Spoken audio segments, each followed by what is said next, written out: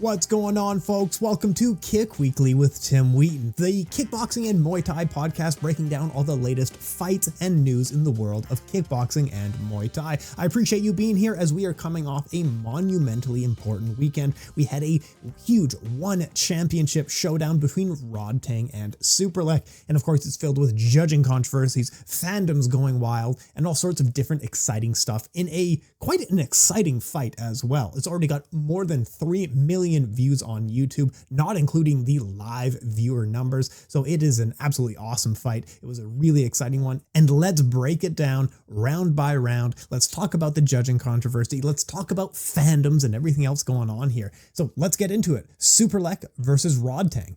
Honestly, it was very unfortunate leading up to the fight that Superlek had missed weight by such a large margin.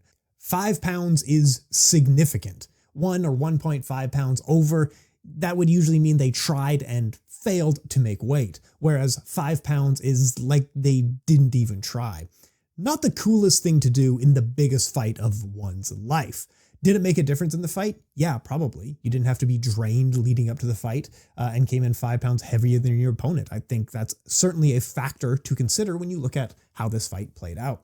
Superlek and Rodtang had both struggled to make weight over the past 24 months or so one of them was bound to miss weight here. In the end, the two men agreed to a catch-weight non-title bout for 3 rounds rather than 5 rounds. So that's absolutely awesome. I'm glad that they had agreed to a fight. Last week on the show, we had predicted that this would largely be an ugly fight that takes place mostly in the clinch, and that Superlek would win. While this is almost exactly what we did get, I did not expect Rodtang's stock to go up in this match in the course of the bout. I'm more of a fan of Rodtang now than I was before. He took on someone who outweighed him. He accepted the disadvantage and still went to war. It was a very fun and close fight. Also, apparently, he takes this stuff seriously. He loves this sport. Apparently, he was in tears after this match and was simply inconsolable. You know, people in the fight community are not chill. So it was a close fight and the community went wild. Some people claimed it was a robbery and Rodtang deserved to win, while others claimed it was a blowout for Superlek, a dominant win for Superlek. Truly and honestly, neither of those things are true. It wasn't a blowout and it definitely wasn't a robbery. It was a close fight and it was a fun fight. Superlek absolutely deserved to win though. Admittedly, I scored it for Superlek the first time around, and every viewing since then, it gets a little bit closer to me seeing how someone could potentially score it for Rodtang. If you picked Rodtang to win in this fight after watching all 3 rounds, I'm not going to argue with you. That's fine. I think Superlek absolutely won. He landed more overall. He controlled in the 3rd round. We're actually going to get to the scoring in a minute, but I think we're missing something here when we talk about fight sports and fighters and stuff like this. I think people need to look past their fandoms and to view fights for what they are. Fandoms make other fans dislike fighters. By being obnoxious, you are working against your very cause. Seeing a group of obnoxious and toxic Superlek or Rodtang fans does not make anyone join your purpose. You are just being a dork. You're just being a jabroni. Think of any fighter that you like or dislike in combat sports. I would bet you anything that you don't dislike that fighter. I bet you dislike their fans.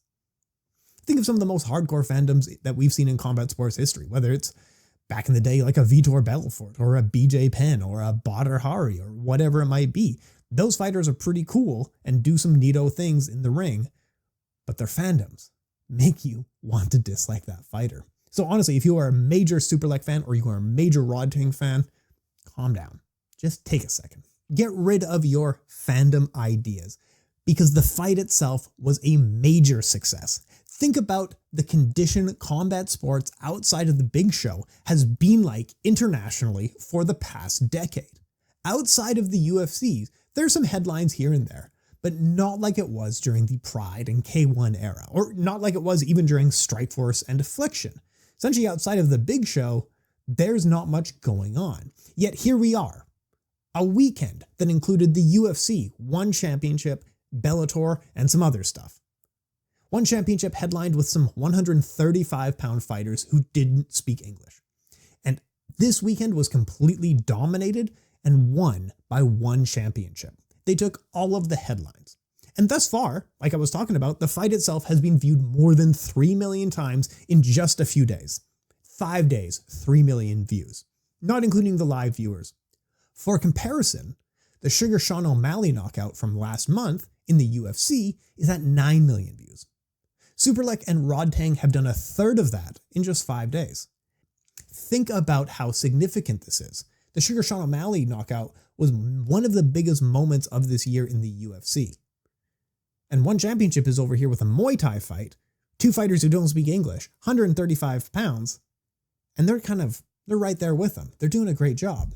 So don't think in such poor terms about if your fighter won or lost, because can you not see this as a victory for the sport you love? Don't be a toxic fan. Keep the gate open for new fans. It's a great time to be a fan of Muay Thai. There's so much amazing action going on. There's so many incredible fighters that there will be new fans coming into the sport who don't know very much. They've never heard of Samart. They've never heard of Sagat. They know Sanshai and Buakaw, and they know Rodtang. But you need to welcome them in and help them. The bottom line is, if you're in a fandom of Rodtang or Superlek, calm down. Just shut the hell up. It's a great fight. Just enjoy the fight for what it was. If you really think your guy deserved to win, or you think the other guy really deserved to lose, go write it down in your journal. No one cares. Let's get to the fight itself. The opening round, really fun back and forth trading. You can see that Superlek snapping kicks were quickly making a difference. Rodtang was trying to catch the kick and return, just like we had talked about last week. His elbows up the middle were really beginning to make a difference, and at 90 seconds in, we can see how important the clinch is going to be for this fight overall. The fight genuinely could have been stopped due to that insane cut that was on Superlek's head, but what a major letdown that would have been. Superlek was dodging in the direction of Rodtang's body, and Rodtang was able to get some tight elbows on the inside because of that, and began using wrist control, because if someone has wrist control on you, it's very hard to actually get your body, your elbows and arms up, because your opponent can feel and push back as to what you're going to do. So he began the wrist control very early in this fight, even from a great distance away. But the elbows of Rodtang in the first round certainly sealed the first round for him. No argument there at all. In the second round, Superlek was getting way more aggressive and began stealing initiative throughout this round. He began landing kicks in combination and using his heavy elbows to set up clinching and set up other things. Rodtang landed some elbows, but Superlek was landing things in combination. He was muscling and kneeing in the clinch as well, using wrist control, and all these things in combination, the wrists, the clinch, the elbows, the kicks on the outside, this really began making a difference for scoring it for Superlek. With a series of knees and elbows, Superlek scores a knockdown. And now we can really get into some controversy, because look, if you're watching it live, it certainly looked like a knockdown. Only in the slow motion replay does it get kind of questionable. Like, the elbow almost looks like it doesn't land, but it's really hard to say. I'm not really confident one way or another to say whether that was a knockdown or not. Of course, Rodtang questioned it. He always shrugs it off. Like, he did this in the stadium scene a bunch as well. But look at the bottom line. Let's say Rodtang wasn't knocked down. He was struck and then slumped in the ropes.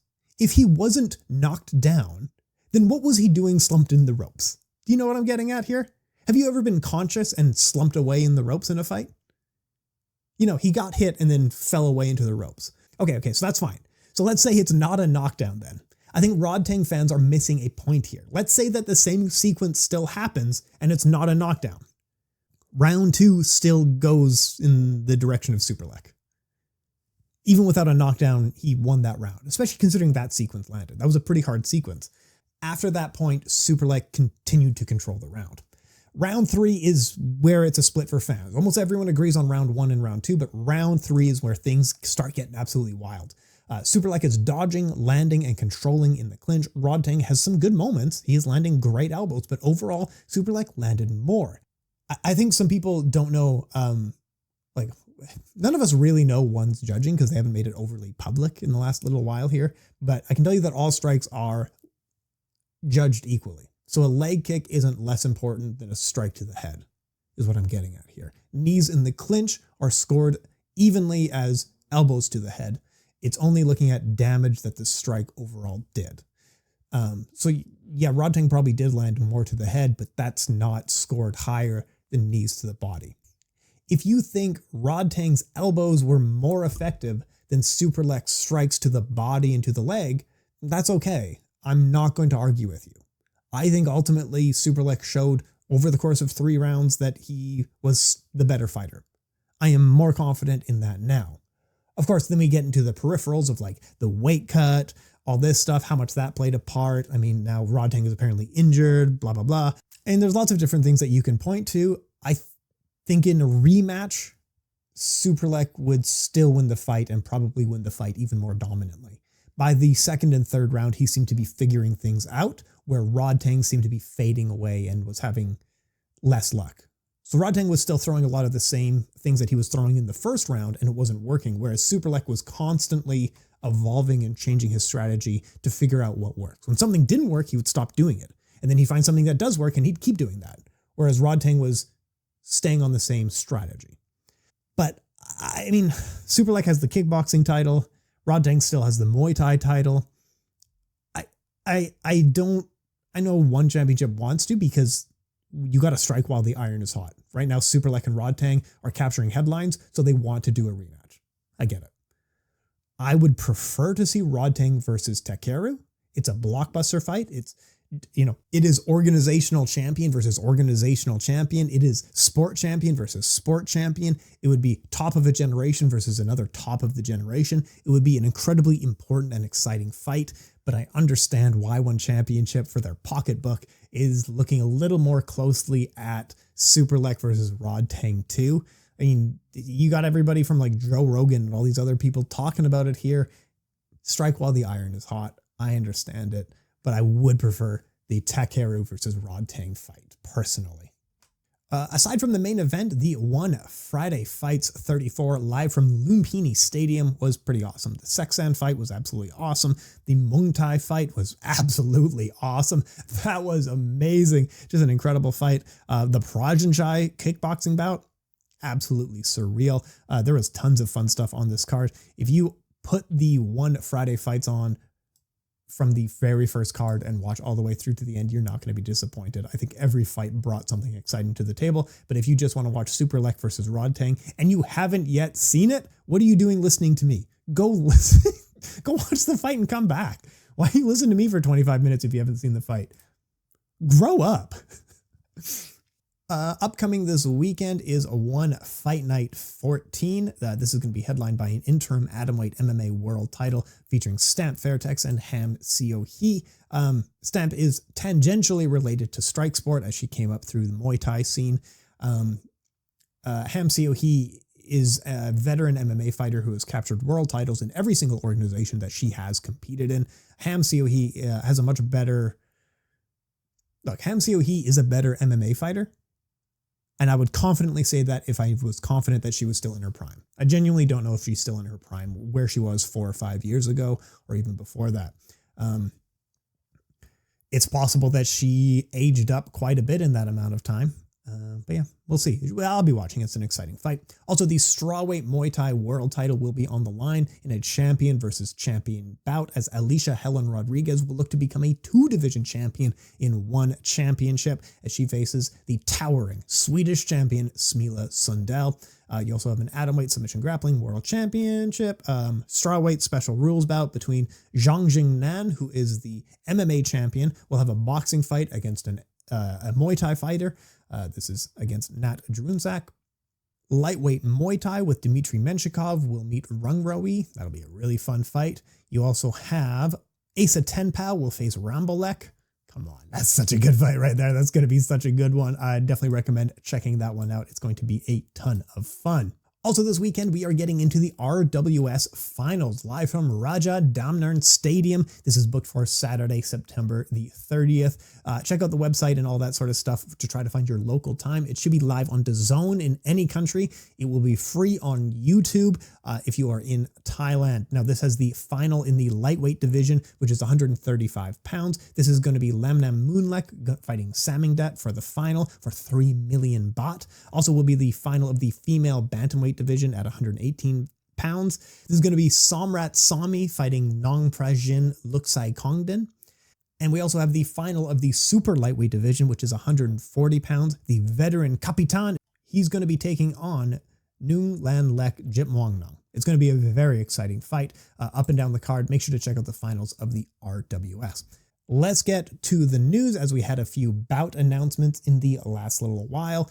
Due to an injury, Tawanshai will not be defending his title against Superbon. Instead, at One Fight Night 15, Tawanshai will face Smokin' Joe Nadawat in a kickboxing bout. Also, Jay Overmere versus Chico Quasi has been added to Glory Collision 6. This is going to be a welterweight showdown. Folks, this is it for this week's Kick Weekly with Tim Wheaton. I appreciate you joining me for all the kickboxing and Muay Thai news, talking Superlek versus Rodtang. But I really importantly, I want to know your thoughts on the fight, particularly after getting some, hopefully you got some perspective from me talking about, don't be such a fanboy, just enjoy the fight kind of thing. I mean, look, I'll tell you honestly, we're at the end of the episode, so it's just the hardcore boys listening. It's just the hardcore bad boys. It's just the hardcores in here now. What's up, hardcores? End of the episode kind of talk now. Being a hardcore fan of Superlek versus Rodtang, I get it. They're awesome. Be a super fan of both. But being a super fan of someone in combat sports overall is a good way to get your heart broken. Because fight sports are really hard. You have to watch your fighter go through the highest highs, and it's for a minute. And then you have to watch them go through hours and hours and hours. What feels like hours and hours and hours of them getting their ass kicked. Think about how Badr Hari fans feel. Look, my favorite fighters of all time are guys like Ernesto Host. That one worked out pretty well, actually. My favorite fighters of all time, let's say, is Wanderlei Silva, Shogun, Fedor. Their eras of them getting their ass kicked may have been longer than their eras of greatness. You have to suffer so much more heartbreak than you do of success. So you have to expand out and just love the sport. And I know that sounds less exciting. It feels like a little cop-out that I'm skirting responsibility here or something like that, but just love the sport for what it is. There's so much great Muay Thai, kickboxing, and MMA out here to love, and sumo wrestling if you're into that kind of thing, or shoot boxing if you're into that kind of thing, if you're a nasty boy. So yeah, that's it. Hey, I'll talk to you next week.